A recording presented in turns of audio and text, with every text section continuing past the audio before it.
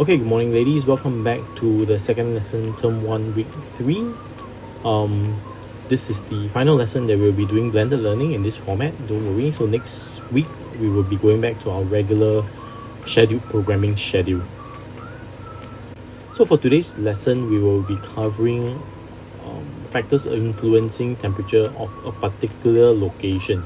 So it is important to note that due to climatic reasons, due to the locational reasons, the temperature at different parts of the world at the same time is actually going to be different. Well, like for example now, right, if you are looking at the temperature for the North Pole, okay, versus Singapore, it'll be different. But climatic conditions wise, you can also have generalized statements that describe the climatic conditions at these two locations. Okay, so like at the North Pole, you'll be facing long cold winters and short cool summers, with the temperature range only ranging from -40 to about 10 degrees Celsius. On the reverse, in Singapore, where we are very used to, is basically summer all year round, with monsoon rains splattered bits and pieces here and there. And temperature range generally is between 23 degrees to 34 degrees. So if we look at the temperature range for these two locations, right, you can see that for areas that experience Arctic conditions, your range is very big, it's 50 degrees Celsius. On the flip side, for a country that is in the equatorial belt like Singapore, the range can be actually less than 15 degrees.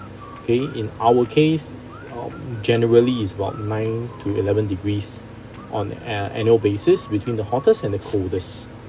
Now, there are many reasons as to why the temperature in different places vary, even if we lock in the factor of time. And in the first part of today's lesson, we will be looking at the impact of a concept called latitude on temperature. So what exactly are latitudes? Latitudes are the imaginary lines that run horizontal across the planet. Okay, so actually we all know the most famous latitude, that is the equator, right? The equator, which is 0 degrees, because that's where we start measuring latitude. So 0 degrees is the equator. The numbers, the degree increases as you move away from the equator. So as you can see from the diagram, at the northernmost part of the Earth, where you have the North Pole, it is 90 degrees north of the equator. On the flip side, the South Pole is 90 degrees south of the equator. Right, in lower sec, I'm pretty sure you learned about the latitudes. There were some key latitudes that you had to memorize for lower sec geography. These include the equator, the Tropic of Cancer, Tropic of Capricorn, the North Pole, and the South Pole. So how does latitude affect temperature then? So if your country is located along the same latitude line, okay, along the same latitude line, generally the type of temperature that you experience should be the same. The main determinant of temperature on planet Earth is solar radiation. It isn't from the heat from the core below us. Okay, we don't actually feel much of that heat. Now, having said that, it is solar radiation that actually provides large amounts of the surface heat that we experience. The intensity of the sunlight when it arrives on Earth makes a very big difference. And this intensity that varies due to the location you are on Earth, depending on which latitude line you are lying on. So countries that are on the same latitude line will tend to experience similar intensities of sunlight. So I give you an example. If you are at the equator, the sun's ray is coming directly at you, okay, at a 90-degree angle. So this is called the angle of incidence, is 90 degrees at the equator. What this relates to is the most intense shining of the solar radiation. It is most direct, it is in a straight beam, and as a result, the concentrated area experiences the most heat. At the same time of the year, if you were to just move slightly further north, okay, where you, let's say, are in New York, right? New York, above the Tropic of Capricorn, and slightly above 23 degrees north, New York would be experiencing lower solar radiation because it is at a lower angle of incidence. Okay. Now then, what will be the most extreme location you can think of in comparison with let's say Singapore at the equator, it will be at the North Pole. So at the North Pole, it is 90 degrees north latitude. The angle of incidence is even smaller. Okay, so what happens is you will have the same solar radiation spread over a larger area. As a result, it is less intense. Being less intense, the amount of heat that is produced is a lot lesser. So where exactly is this angle of incidence we are looking at? Angle of incidence is the angle between, you see the red line and the orange lines, right? That is the angle of incidence. So if you have a smaller one, the intensity of the solar radiation will be smaller. You have a larger one, the intensity will be larger, right? What's the largest? It is 90 degrees, okay, when it shines straight on at you. Now, key terms that you must put in your answer include the word angle of incidence. Okay, this concept where the angle of incidence is smaller than 90, the amount of concentrated sunlight is less, which means that it's more spread out, the impact is a lot lesser, so you get cooler temperatures. Angle of incidence is larger at 90. At the equator, you have the full blast of the solar radiation concentrated, and result is higher surface temperatures experienced by countries along the equator. So what I have now is a very short video clip that I filmed. Okay, you will see the torch shining straight at the wall, creating a very small and concentrated beam of light. Subsequently, I will move the angle where it's shining at the wall to simulate it shining at area with a lower angle of incidence. I want you to note what happens to the area that is covered by the light. Okay, and because of the diffusion, what it also means is less light received, less heat received. So angle of incidence smaller. You are near the polar regions of the planet, you will have lower temperatures. So as you can see here, the torch is shining directly at the wall. The glow is very intense, right? As I move higher and turn it towards an angle where I lower the angle of incidence against the wall, right? Look at how much less intense it becomes. Okay, so once again, as I turn, I'm not changing, I'm not varying the distance from the wall. The torch is at the same location. But look at the intensity of it. As you move away, low angle of incidence, the intensity drops, the heat received drops, the amount of light received drops. So this is why at different latitudes, the temperature will vary. Now conceptually, right, what are we looking at then? Temperature and latitude are inversely related, which means that if you increase in one, the other one will decrease. Okay, you increase in one, the other one will decrease. So latitudes, lower latitudes, if you move from lower latitudes to higher latitudes, the temperature will decrease. Okay, so if you move from the equator, lower latitude, which is 0 degrees, to the North Pole, which is 90 degrees north, what you will experience is the temperature will fall. If you were at 40 degrees at the equator, as you move at the same time, transport yourself magically to the North Pole, you will realize that due to the intensity of sunlight being lower, it may be minus 10 degrees. So like we mentioned earlier, the key issue here is the concentration of the solar radiation. So when you have it being more concentrated, shining directly on, you will have higher temperature. It travels to a shorter distance through the atmosphere, so there's also actually lesser radiation loss by reflection. Okay, so that's a secondary reason as to explain why your temperature is higher at your 90 degrees at the equator. Okay, so as your angle of incidence decreases, it gets smaller. As you move towards the polar regions, you will have lower solar radiation received. So it's confusing here. Remember, latitudes are the degree north or degree south. Angle of incidence is the angle between the sunlight and the horizontal plane of the earth.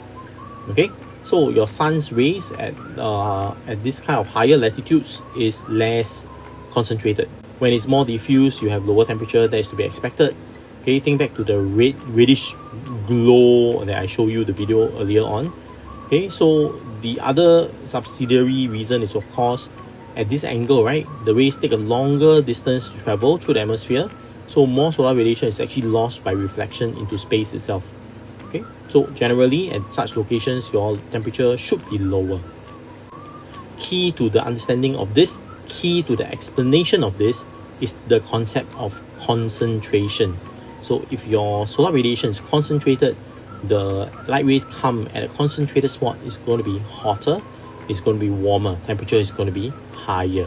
So in your explanation for why latitude, okay, affects temperature, you must bring across this concept of concentration, because if you don't, you will not pass. So what kind of a question will you see on this section, right? Questions like this: how does latitude affect temperature? Support your answer with evidence.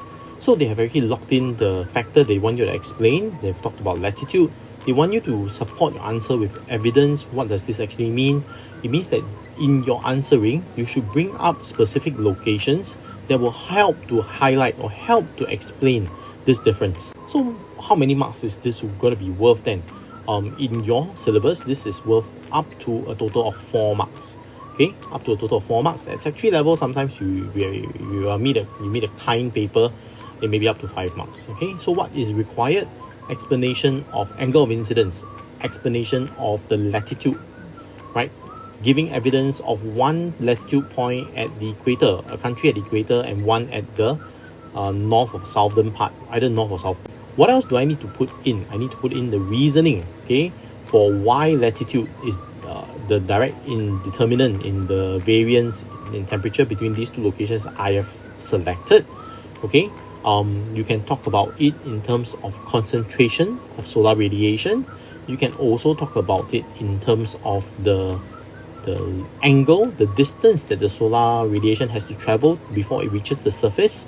Okay, and having travel a larger distance, there will be a higher chance of loss of solar energy due to reflection, and the solar energy is reflected back into space. So both explanation points should be brought up if you see that this is worth 4 to 5 marks. If it is worth 3 marks, you may get away with just explaining using either the concentration one or the distance traveled one. Okay, so this is the type of question you will see and for this section here. Now move on to the second factor influencing temperature, altitude. Okay, altitude. Altitude is a very unique one. Altitude and latitude is very different. Latitude is global. Altitude is local. Okay, we are looking at locally. What is the height that your location is? Okay, are you at sea level, which is 0 meters, or are you on top of a mountain? Okay, 3,000 meters above sea level. Now, the concept of altitude is something that's very foreign to Singaporeans, because Singapore is a very flat hill, right? Okay, sorry. Singapore is a very flat piece of land. We do not have mountains in Singapore. Okay, Mount Faber is not a mountain. Right? If you Google how tall is Mount Faber is 106 meters tall. It is not even the tallest natural point in Singapore. The tallest natural point in Singapore is Bukit Timah Hill. It is also not a mountain because it's only 164 meters tall. To qualify as a mountain, you have to technically exceed 600 meters in height. Okay, the nearest one I've actually been up to being a mountain is Mount Takao in Japan. Right, it's in the outskirts of Tokyo. It is 599 meters. That actually, in essence, is also not a mountain, but it is as near as you get already. 1 meter really don't make that much of a difference. So when you are on Mount Takao, you will actually feel a very discernible difference between the temperature at the base and at the summit. Okay, summit being the top of the mountain. So this is a picture that was taken at the base of Mount Takao. So you take a look at the vegetation around, right? On the same day as you move up, I show you a picture of somewhere further up the mountain, you will see that the vegetation reacts differently. So this picture is taken near the top of the mountain, right? 599 meters higher. So what you manage to see here is actually the vegetation is in a more dormant state already. So a lot of the leaves actually dried up, they've gone into winter hibernation. Whereas at the bottom of the hill, right, you still see a lot more green plants. Not that they're evergreen, they will also become this yellowish shade soon. So it's important to remember that as you move up the mountain, temperature will decrease. Okay, temperature will decrease. So this is something that you can observe in nature as long as you're up a mountain high enough. Now, is it only because this mountain is located in Japan that you have this? No, actually, if you talk about countries near the equator, such scenarios can also occur. So the altitude of a location and its impact on temperature is regardless of the location on the planet. So if we were to map out the relationship between temperature and height, right, you will be able to draw a graph that looks like this. So having a graph that is downward sloping at this gradient means that as you increase in height, right, you will have a decrease in temperature, and reverse is also true. So if you have a decrease in height, the lower the elevation from sea level, temperature will be a bit higher. Okay, so this actually shows you the relationship between altitude and temperature. So important things to note about the concept of altitude and temperature. Okay, they are inversely related, which means that when you increase in one, the other will decrease. Right? Temperature has a fixed integer average that it will decrease for every 1,000 meters increase in height. So all other conditions taken to be constant, every 1,000 meter increase in height will lead to an average of 6 to 6.5 degrees Celsius drop in temperature. So what does it mean in real life? So if you're at sea level, 0 meters, temperature is, let's say, 19.5. At 2,000 meters above elevation, your temperature will be 19.5 minus 2,000. So every 1,000, 6.5, 2,000 is 13 degrees. So your temperature will be 6.5 degrees. So bear in mind, this rate of decrease is a constant, is applicable across all locations on Earth. So every time you increase 1,000 meters, you will drop 6.5 degrees Celsius. So the two reasons to explain how there's this relationship between altitude and temperature are so, right? You can think of it in terms of radiation from the ground or concentration of atmospheric gases. So the first one, radiation from the ground, it is important to note that shortwave radiation from the sun, okay, come from space. Shortwave is from space, right? It's absorbed by Earth's surface, okay? You don't feel it. You don't feel this, right? The warm surface now emits heat, which you can feel. This is called long-wave radiation. So I know this is contrary to logic. The one that comes from space is short-wave radiation. The one that comes below you is long-wave radiation. So because the heat that heats up the surface temperature is coming from below us, okay, it's coming from the surface layer. It's a radiated heat. So the higher you are, the further you are away from the heat source. Okay, this heat source is not from the core. This is the radiated heat, your long wave radiation that your warmed surface emits. What does this mean? This means that if you climb 1,000 meters, you are 1,000 meters away from the heat source. So when you are at that height, you will definitely lose some heat. Okay, this is how you can explain why altitude makes a difference in terms of surface temperature. The second way to explain this is through the concentration of atmospheric gases and particles. So it's important to note that air nearer to the surface has a greater concentration of atmospheric gas and particles. Okay, these particles are things like water vapor, greenhouse gases, etc. Now, as you move higher, there is lower air pressure. Okay, the lower air pressure means what? Means these gas particles can spread out. When these particles spread out, what you end up with is in every unit measure of air, right, you have lesser of these particles to hold the amount of heat. So generally, your volume of air at higher areas will have less heat because there's less particles to hold heat. Okay, so the cause of this is actually lower air pressure at higher altitudes. Okay, higher you go, the lower the air pressure is going to be. Lower air pressure, space out particles, lower heat. Now comes the million-dollar question. If there are two ways of explaining how altitude affects temperature, must I write down both for the question that asks for this? The answer is, it depends. So if you see a 5-mark question, Okay, no stimulus, no nothing, just explain how altitude can affect temperature. Then I will expect you to write both. Okay, both explanations. One way is this, another way is this. However, if it is worth anything less than 4 marks or less, then no, just give us one.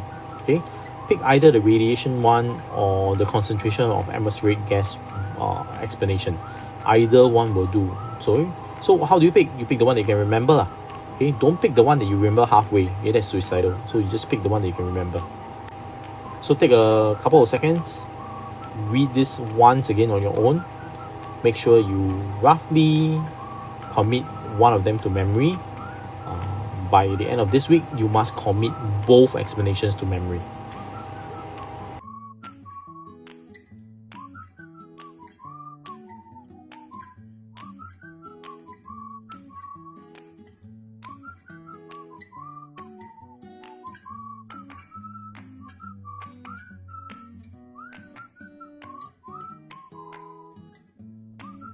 Right, building on the concept of density of air, right, air is more dense at lower altitudes than at higher altitudes. The reason is because when you have lower air pressure, the volume expands as the amount of gases or particles inside the same volume of air to hold heat decreases. So air that's less dense absorbs less heat. Now, Kilimanjaro is in Africa, right? It's in Africa, in the continent of Africa. It is on the equator, but it is a snow-capped mountain all year round, right? How is this possible? So you think about this. The only reason why it can be snow-capped all year round is because Kilimanjaro is high enough. Regardless of surface temperature, you have enough height to serve as a buffer. The peak is always sub-zero. Having said that, Kilimanjaro has been affected very much by climate change. The snow-capped peaks of Kilimanjaro have gotten lesser and lesser in modern times. So to give you an idea, a clearer picture of what Kilimanjaro is like, right, I'll add in a video now. So let's watch a video on Kilimanjaro. Okay, after the video, we will come back and have an activity.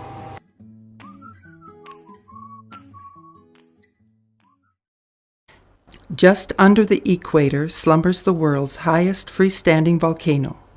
Its ice-capped peak, standing at 5,895 meters, just over 19,000 feet, has earned it the honor of being called the Roof of Africa. There are 6 routes to the peak, but the easiest, least strenuous climb starts at Marangu.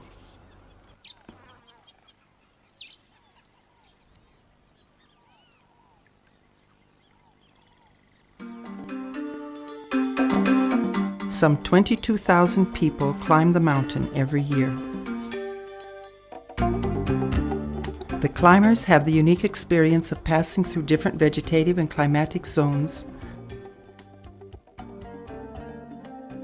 from the tropic at the base, through temperate, to Arctic tundra at the summit.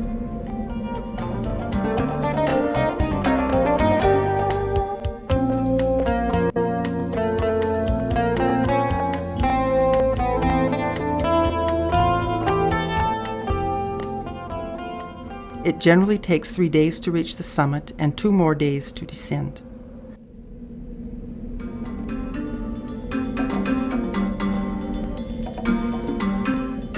The reflection of sunlight off the glacier on Kibo Peak is visible from hundreds of miles away and gives Mount Kilimanjaro its hallmark appearance.